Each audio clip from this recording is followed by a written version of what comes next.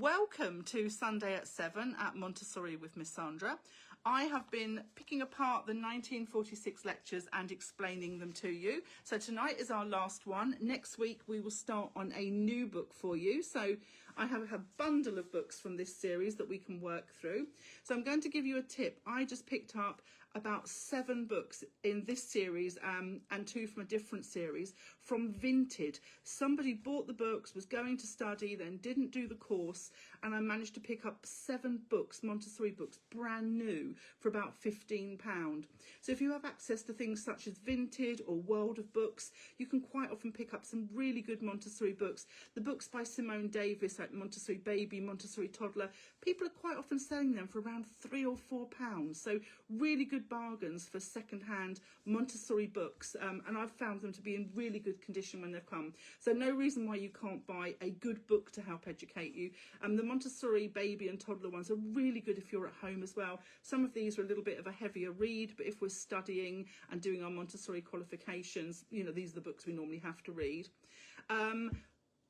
If you are looking to learn more about Montessori, if you want to follow me in a more organised way, so looking at the philosophy, the areas of the classroom, practical life, sensorial, maths, literacy, cultural, then I have a subscriber hub. It's £3.49 per month. It's as cheap as I can possibly offer it. And I go live every Saturday, except for when we have the big celebrations, things like Christmas and Easter, and that I miss because I have a break because I'm away with my family.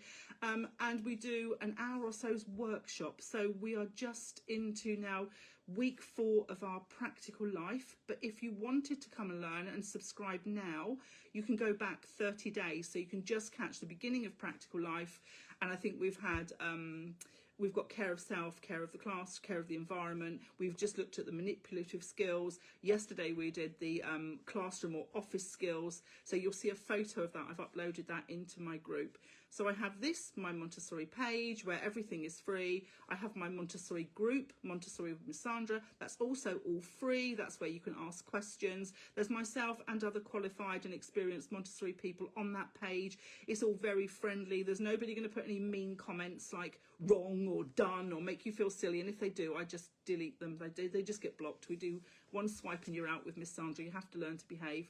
So yeah, so if you want to ask questions and things, Montessori with Miss Sandra is my group. And then, like I say, my subscriber hub, if you want to pay a little bit and actually come and learn and have sessions in sequence going through Montessori training. We are at the stage now where you've missed the philosophy, but actually you can pick it up from the practical life.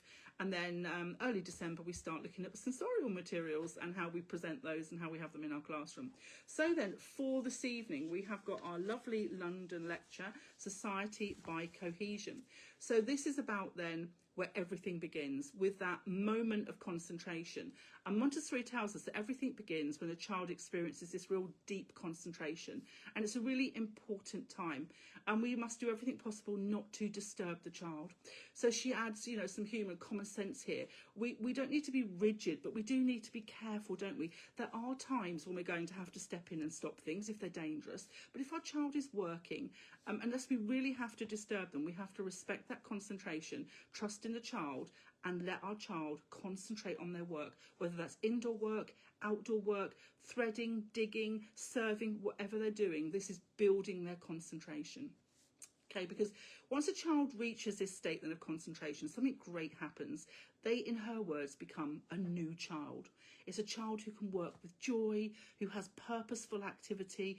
And sometimes we have to stand back, don't we, and think, what is that purpose? Because it's not always instantly accessible to us. We think, what is that child doing? And then we stand back and we realise. And, you know, sometimes I'll give you an example. I had some packages to wrap recently. And so I put tape down the length and round the width. And Roman then wanted to do some packaging. And he covered every single millimetre of this package with packaging tape.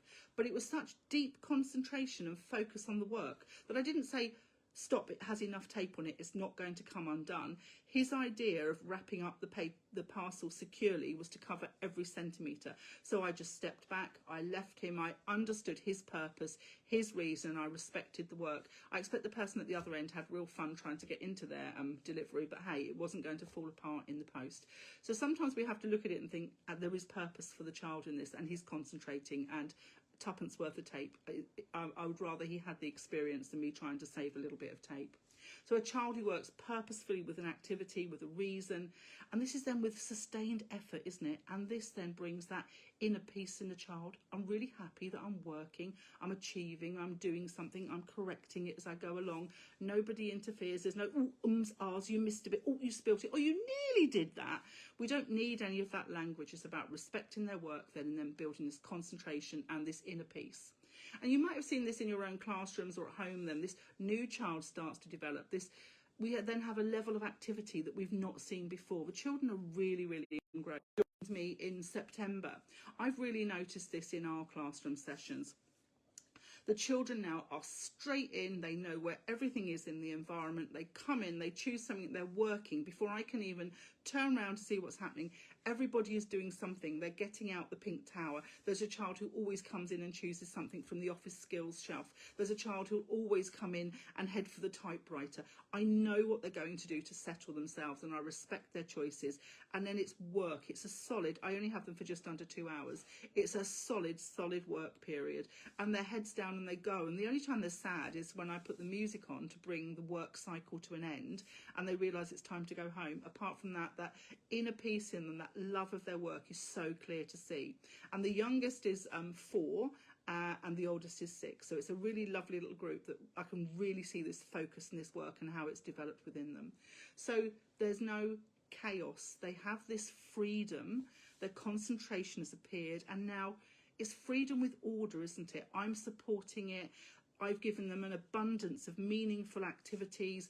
I make sure I refresh little things, so the nature table changes with them, and we have our interest table, and that's set up this week for there's I think it's Week of Trees, National Tree Week, so that has a few different things on. There's little refined things on the office skills shelf. I've added a sellotape reel dispenser because it's coming up to the time when they're going to want to package things. I've put some new cards out so they can make new little books things. One of the children, mummy's having a baby, so I've put out some little cutouts and pretty little pieces that represent sort of baby type things. So we've refreshed our environment. The children come in, and then there's endless possibilities of what they're going to do, you know, with real work with real toys. And this is also then, you know, we're working, the children during this period have got a sensitive period for language as well, haven't they? And this is really important. This is in the absorbent mind stage, and they're hungry for more language and new words and seeing things written down in the classroom, things we say to them, syllable clapping, really long words. They absolutely love it. So the classroom, they're working, it's rich in language for the children, and we can really see now the conversations the children are having and how this is creating our society of children within our classroom.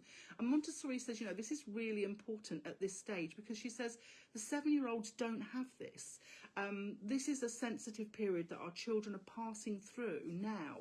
They need this early exposure to language, this early exposure to this amazing environment, and the timing of what we do is so essential. And then from this concentration, this language, we've developed this community. We have this birth of the social cohesion for the children. It's absolutely amazing to see. And I had some lovely examples last year in my class, last week, in the class. And it was the first time I'd really noticed this coming together. The children were talking about different experiences. And in the classroom, I have a couple of little knitted toys. They're really sweet little knitted toys. But my grandchildren, because they go into the classroom when they're here, they love it. 2 teddy bears have gravitated out there as well. And so one of the children was talking about how after the session she was going straight on holiday, and it was a place where we often go on holiday as well. So then Roman spoke about how from his little squirrels Cub Scout group he goes to, that they have a teddy bear, and all of a sudden the children had decided that they wanted a class teddy bear, and there were 3 children in on the conversation, and there were 3 teddy bears in the room. So they then decided that they each had a classroom teddy bear, and if they went on holiday they could take their teddy bear out of the classroom. So this led to the children then wanting to make books for the teddy bears, so that when they went on holiday, they could write their notes or draw their pictures. So all of a sudden then, one of the tables became an area with the selection of paper and the cards and the paper cutter and the scissors and the glue and the hole punch, and they all designed a different way of how to make a book. So one little boy who's 6 wanted to do the edge of his with staples, one of the children used a hole punch, then she got the needle and she sewed through the holes with thread. So at the end of the session, we had teddy bears with books to go on holiday, and that happened because as a social group, as a group in the classroom, that's what they decided they wanted in their classroom. I didn't bring it in as an adult. I didn't say this is the holiday bear and when you go on holiday you take it. They drew on their past experiences and came up with this idea. So the child who was going on holiday had chosen a teddy bear then that was sticky on its tummy. So the children decided that the bear couldn't really go on holiday if it was sticky. It needed to be washed. And out came the soap grating, which was wonderful because Roman at a different time had taken some green chalk and grated it and popped it in with the soap. So it was one of those graters that has the pot underneath. So when they took the lid off, they had green soap. So they got their water, their scrub bowl, and they made their green bubbly water and they scrubbed. And then they needed a little tiny brush, so they went to my sensory activity where I have a basket of brushes that goes with the story. You'll have seen it in one of my videos if you watch them. And the children were there then for, oh, I don't know, probably half an hour scrubbing this teddy bear to get rid of this sticky patch off him. And then they took the decision that now the teddy bear was too wet to go on holiday. So Roman said he would lend his classroom teddy bear to the child who was going on holiday, and she went off happy on her holiday with her teddy bear and her book that she'd made. All child-led, all come about because they have learnt these skills in the classroom. They've learnt the individual activities in that beautiful prepared environment that have built into processes that the children can do every step for themselves. Now, they don't realise that as a prepared guide, we have done that. We have put each individual skill in our classroom to be mastered that we know will flow and be joined together by the children when they are at this stage, when they're later in this 3 to 6 stage. They now have done this together. They have the language, they have the communication ability, and they've chatted about it, and it was all their ideas. Everything was accessible to them. We just don't see that in any mainstream sort of classroom, do we? We have such an agenda for the children. And it was lovely to see this society by cohesion. These children who decided they were having class teddy bears, they could make books, they were looking after each other, they were considering what the other child needs. It wasn't anything imposed by me. It was perfectly natural, a behaviour coming from normalised children who loved their work, who loved their classroom, who loved the group that they're part of. I mean, it was just absolutely wonderful to see this just evolving in the classroom. And it wasn't something that they would have done at the beginning of September because they didn't know each other and they didn't have all of those skills and they hadn't learnt to put those things together. Now, independent, enabled, sociable, an absolutely wonderful experience for them, but even more lovely for me to see because the children have journeyed through what it says in these lectures, what we're educated to understand. Through this term, I've seen most of it, so it's been really lovely for me to revisit this book with you.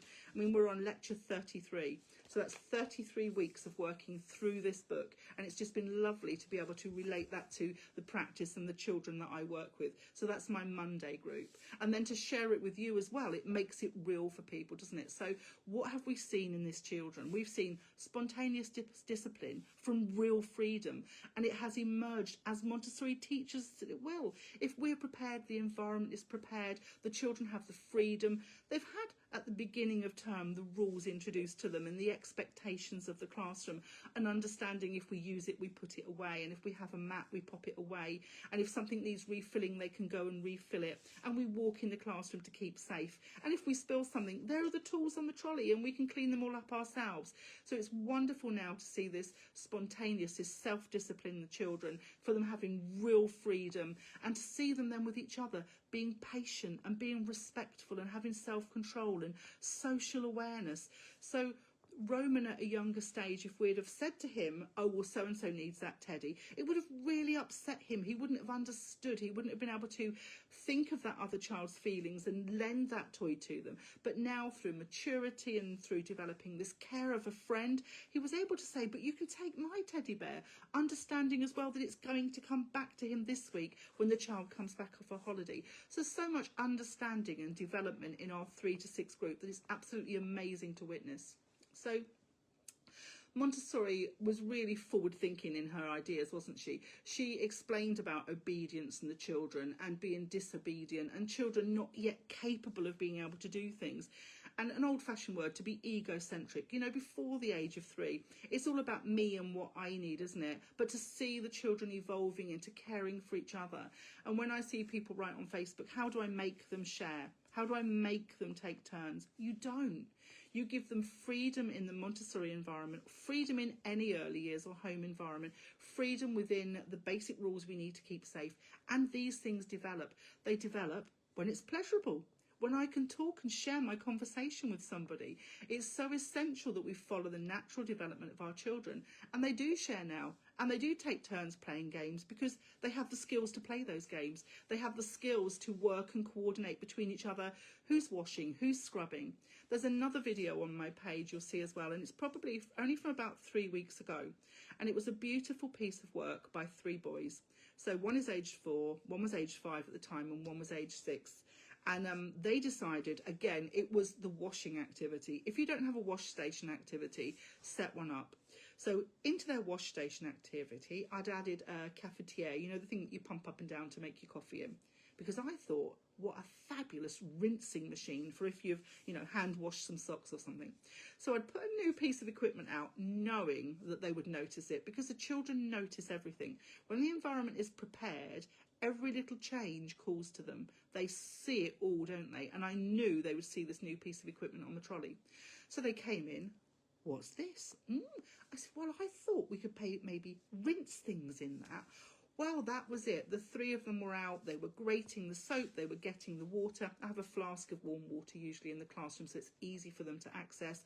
They set up the wash bowl. They'd put the towel down. One was grating soap. One was washing the socks. The conversations between them was amazing. And then they had a new salad spinner. So I have a salad spinner, what you'd rinse your lettuce in. They spin it really, really fast, so we have centrifugal force and the water shoots out from the socks and they get their washing or their cloths or whatever they've done and they're partly dry then. I had a new one with a pull handle, and that took teamwork because somebody had to hold the lid down firmly while another child pulled the handle. And seeing those 3 children again, without me, because I'd set the environment up so they had everything they needed. I just had to say, this is a new piece of equipment. And there they are, grating the soap and washing and putting the things in and plunging the water up and down to rinse it. Lovely, big, heavy work for those children who also need lots of movement, which Roman particularly needs lots of movement. And then the salad spinner on the floor, pulling with all his might. Just an amazing piece of work to see our children, you know, self-disciplined, working together, that social cohesion, that being able to put all of those skills together for another amazing purpose. And you know, in life, when they go off, if they end up at college or university and need to hand wash something, they have the skills and they know how to dry it as well. So this is their character formation now, isn't it? And we can't teach this. This comes from experiences, not from explanations. And these children are developing wonderful, independent characters in everything they do. I see it developing in them every week because I only see them as a group once a week. I see them individually other times, but seeing that social cohesion coming from their work is absolutely amazing. And Montessori tells us, doesn't she, that children really have to practice things. They need that hands-on learning to truly learn what to do. There's no good just sitting there giving an instruction all the time. We need to do it. We need to be hands-on. Children need to be making choices, don't they? They need to be finishing their work. They need to overcome challenges, repetition, experience, the consequence of something. I poured too quickly, I spilled it, but that's fine because I can pick it up and tidy it because I own that it's mine. That trying again until we reach that point where we have, perfected our skill. We have the exactness, and we can see this coming through in our children through these daily opportunities of all these high quality experiences that us, the guides, are trained to give them. So this applies even in our modern world, doesn't it? I mean, Montessori wrote these lectures 11th of December 1946, so nearly 80 years ago, and it's still so relevant to what we do. So we need to remember then we're creating these environments where children can concentrate really deeply, where their work is really purposeful, where they interact with each other but respectfully, which is what I see now, and they're contributing to the community. Our classroom is one of their communities, just like for us, if we go out to work, our work is community. I'm really blessed because my work community is their classroom, and I absolutely love it. It's just so wonderful to see the influence and the amount of the effect you can have on these children that you know is going to help them. It's building them. They are the adults of the future, aren't they? So when I look in my classroom, the same as I hope when you look in yours or in your homes, and we see children who are joyful, children who are capable, children who believe in their own abilities, children who care about each other, children who have that freedom on the inside, knowing that if they need a drink, they can just go and pour one. They don't need permission. If they need to go to the toilet, they can just take themselves off to the toilet. They don't need permission. They have as much autonomy as us adults. It's like, I can do this. I can do it for myself. Why would I possibly need to ask permission to do that? I have this freedom. I have this ability. I have such high self-esteem, and it's wonderful. And I also know I have the skills to help other people too. And that's really wonderful for a child as well. Sometimes in the classroom, and it's not always the oldest child helping the youngest, is a child who has that skill supporting a child who hasn't yet learnt that skill. So that's lovely to observe as well. So children then are builders of a harmonious society. This is our education for peace, isn't it? Our children have these beautiful societies with us, this lovely social cohesion, this respect for each other that we hope they take out into the wider world so that the wider world can be a more peaceful place as well. And it comes from all of our, like I say, all of our everyday skills where we're thinking about each other. So if you're at home, do the children lay the table for meals? Do you go out in nature and find things that they can plant, and they grow seeds that grow into flowers or trees, so they've got respect and understanding for the environment? You know, are they carrying things around a home? Do they have a place where they can go and get their own drink? Do they have a place to store and put their own shoes and their own coat? Can they go and get their own socks and pants in the morning? You know, do they choose their own clothes? And for some children, it might just be that there's two things available for them to choose from, because too much choice can be overwhelming. But you're going to know your own children and what they're capable of. Montessori reminds us then that children doing all these things with us, they're not our little helper, they are a worker. We need to treat them and respect them for the work that they're doing. And she says that cooperation is the consequence of a free life within activity. And children develop these qualities without help from the teacher. They have it. We have already put all our assistance into our prepared environment. It's there for them. Our work is to the environment. They take the environment and they learn. We're not direct teaching by giving instruction. And that's what's so wonderful about our jobs. We can see, we can just stand back, can't we? As if the children are working as if I don't exist. When our children get to 6 or 7, it's then a new kind of organisation, and it's not the age I mean, I do have children that I teach at that age, but it's not an age that I've taught at in a classroom formally.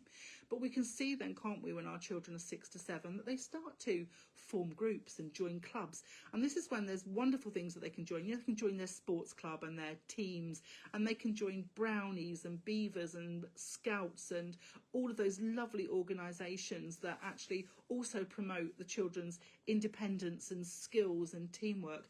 I've been a brownie leader, and one of the lovely things for me, well, thousands of lovely things, was when I taught in my classroom and I would say goodbye to the children between 4 and 5 years of age, and they'd go off to school. As they left, the girls, many of them, the parents would put their names down on my brownie list, because I could have them back when they were 7 until they were 10 through brownies. And then I also was involved in a girl guiding unit, so then I'd get them from 10 right through their teens as well.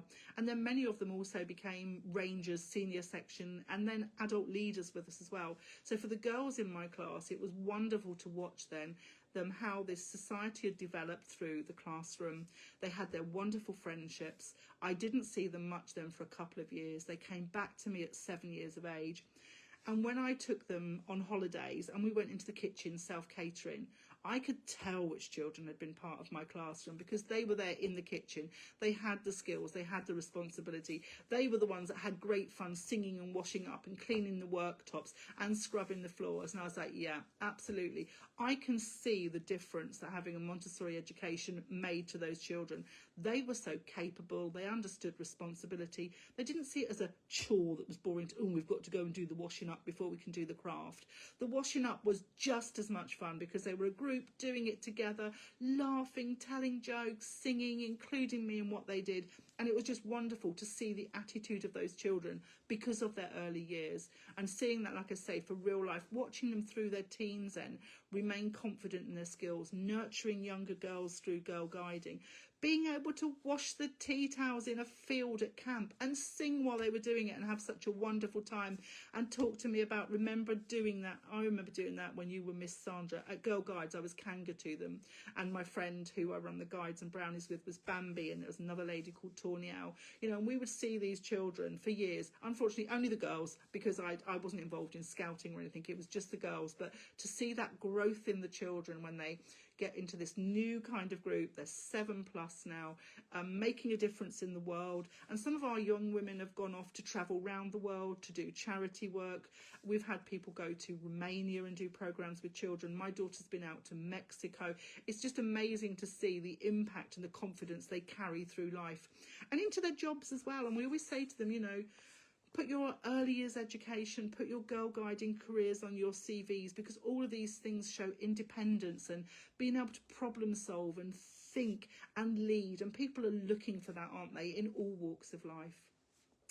And that's what we're giving them. When we do our jobs properly, this is why it's so important, whether you're parenting or whether you're a practitioner or like me, a grandparent, you can have so much positive impact on the children that you come across. Even if you just see them once or twice. And I've told you before about the story about my 11-year-old grandson bringing some friends into my classroom for a visit, and how they got out the maths equipment and they were looking at rotational symmetry and saying how much easier it made their maths lessons and how much more they understood. And then one of them sitting using the typewriter, didn't know why until after he'd left, and he typed me a lovely note thanking me and telling me how kind I was and what a lovely time he'd had in my classroom. And he was 11 years old, but that one experience of being in the classroom really, really touched him. And that's what we do, we touch their little souls and we make a difference for life. So then, to conclude, because we've had our half an hour already, thank you so much for listening. If we follow the child, if we truly follow the child, we will see what Montessori saw. We will see that concentration leads to transformation. This transformation then leads to harmony, and harmony leads to community. And a community then leads to society by cohesion. And that's what this talk is all about. This is Montessori's gift to us, this amazing method that can transform lives, you know, if we implement it to the best of our ability. So I'm going to read the last little bit out of this chapter to you. I am allowed to read small amounts from the book without getting in trouble with copyright people. You must see these new children in this new light. Inside man is a hidden nature and a hidden energy. The kingdom of childhood is the kingdom of heaven. If the child has the freedom to develop at this age, the result will become manifest at the adult stage. It's difficult to learn cohesion at the adult stage. Little children are disciplined if they have freedom. So thank you so much. That is the end of our lecture. I'm quite sad actually that we're at the end of the book, because I have really, really enjoyed sharing these with you.